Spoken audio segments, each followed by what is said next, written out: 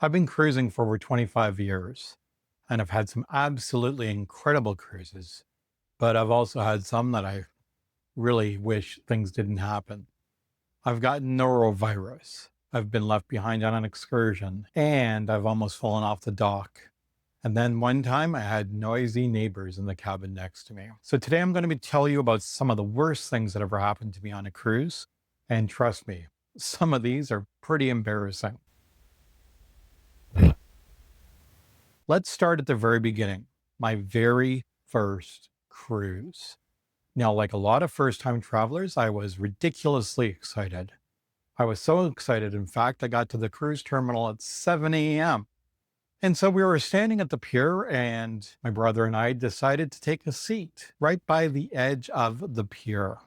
Why we chose that spot, write it down to being young and foolish. But when I tried to stand up a couple of hours later, I lost my balance and almost fell off the edge of the pier. And the worst thing is, I wouldn't have landed in the water. There was concrete foundation right below where I would have landed. What would my brother have said to my family? Where's Dave? Oh, he's at the bottom of a dock. And what happened? Oh, we were so excited about our first cruise, we decided to get there early and then he fell off. Before I'd even set foot on any cruise ship in my whole life, I almost became hospitalized or something even worse. But it taught me my very first lesson about cruising. Don't arrive too early or you're overtired and you may do something really stupid. Next one I want to talk to you about is Norovirus. This was about 10 years ago and I was traveling with my family. If you've never experienced norovirus, count yourself lucky because getting sick on a cruise ship is not fun. And I got to tell you, when this hit me, it hit me hard. I was sitting at the theater watching the end of a play when all of a sudden my stomach started to do the tango and I had to run to the bathroom. Then I had to run down the hall after the bathroom back into my cabin. You basically know you're having a bad cruise when you have three men in hazmat suits at some point in your cabin. And believe me, when you're sick on a cruise ship, you have a whole new appreciation for being healthy. And it also made me realize, always wash my hands, always make sure that I am overdoing it and carrying portable hand sanitizers with me. Trust me, you don't want to be like me and hugging the toilet bowl and the sink at the same time. The next one might be one of the dumbest things I ever did.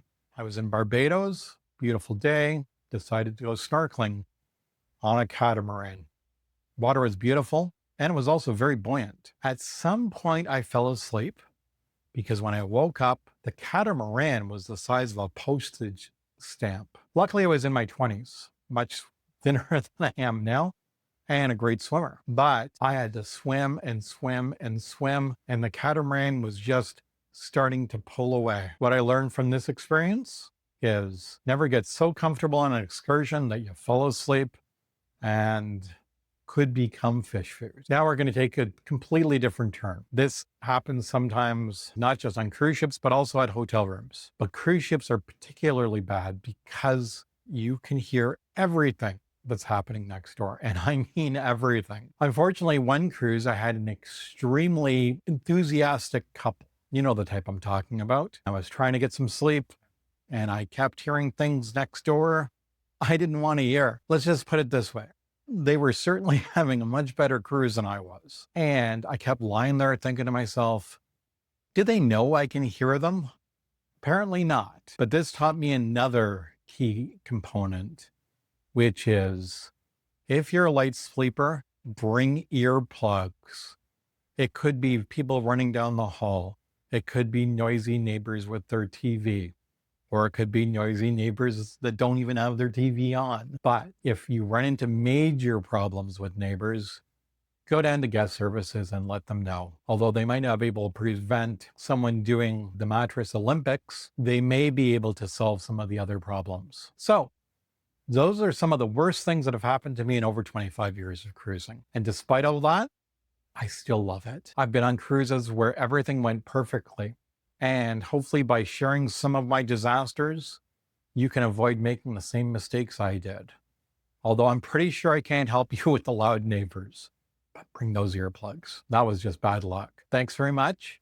I'd love to know, what's the worst things that ever happened to you on a cruise? Tell me in the comments below, because I'm sure I'm not the only one who has had a cruise go horribly wrong. And if you really enjoy real cruise stories, tips, and experiences from someone who's been cruising for over 25 years, please subscribe to my channel. I need all the help I can get. Thanks for watching. And until then, see you on the high seas.